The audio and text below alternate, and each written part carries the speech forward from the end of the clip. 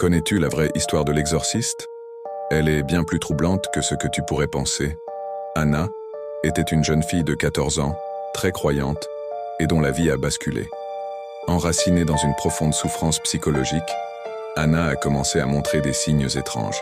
Des cris, des comportements violents et des crises de rage inexplicables.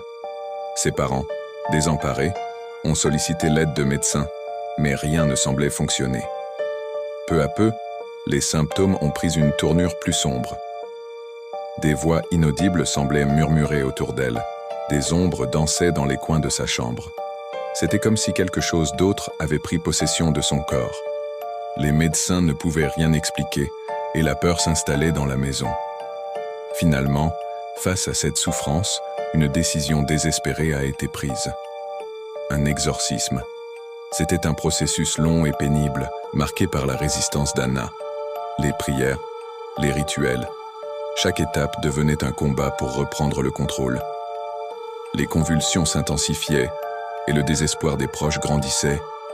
La voix d'Anna se mêlait à des intonations terrifiantes, comme si quelque chose de démoniaque s'exprimait à travers elle. La tension était palpable. Chaque mot prononcé par le prêtre résonnait comme une déclaration de guerre.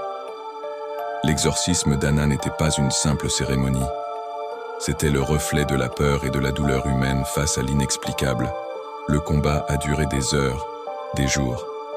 Mais la victoire, quand elle est enfin arrivée, était éclatante. Anna a été libérée. Bien que son parcours n'ait pas été facile, cet événement a marqué bien plus que son rétablissement. Ce qui était au départ obscur est devenu une histoire, un récit de résilience et de lutte. L'exorcisme n'est plus seulement une œuvre de fiction, mais une réalité troublante qui laisse des cicatrices.